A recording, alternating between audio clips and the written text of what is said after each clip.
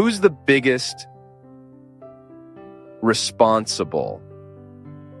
Who's the first responsible for raising children? It's the father and mother.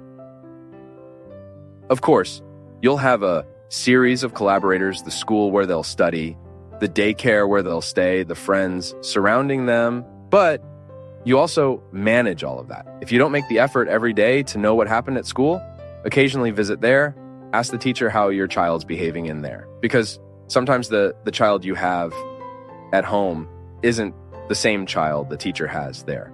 Sometimes there's a big difference. Is the home extending to the school? Is the school extending to the home? Not always. Sometimes we have differences. So it's necessary for those who brought the child into the world to manage all of this, because otherwise they'll cry later.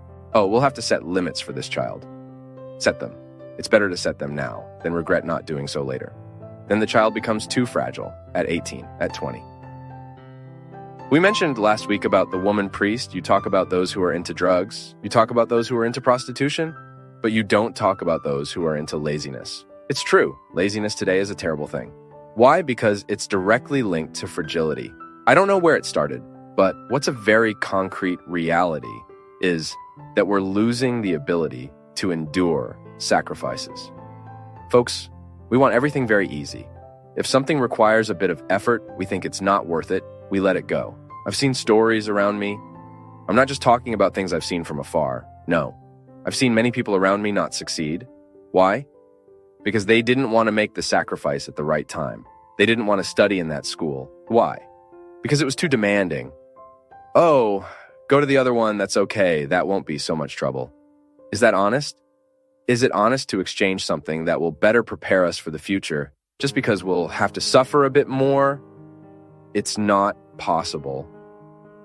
You know, this Christian teaching that many people criticize, the church preached sacrifice too much. I might agree that sometimes the preaching was exaggerated, but today this laissez-faire culture, do whatever you want, leave everything very loose, that won't build people either. If I want a result, I have to know that to achieve that result in the future, I have to strive in the present. It won't work, folks. It won't work if you let things grow however they want, if you don't impose limits, if you don't say no at the right time, if you don't say yes at the right time, if you don't have that sacrifice every day, do the homework. It's not just the child who has to do homework. Parents have to do homework too. And what's homework? How was your day today? Where did you go? How was that story? It's not about investigating, no. It's about becoming friends, about trying to establish that dialogue, which is hard work. It's really annoying. Sometimes you come home tired, needing rest, and you come home wanting to be free from everyone, and then you end up giving up all of that.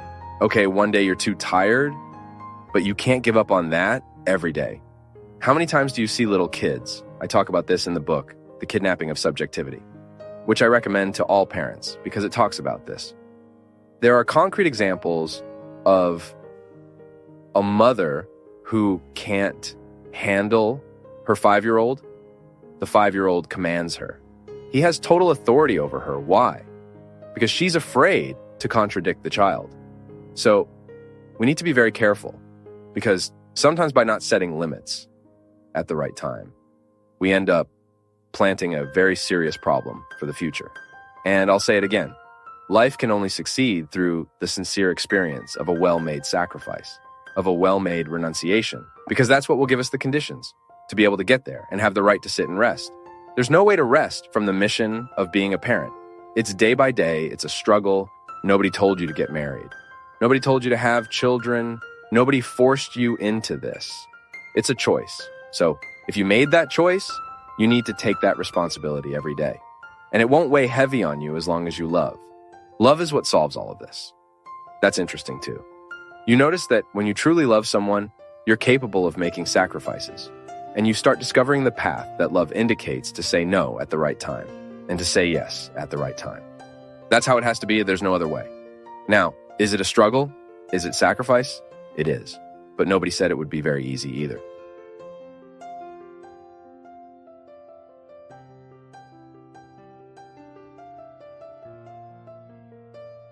We continue tomorrow in the next video.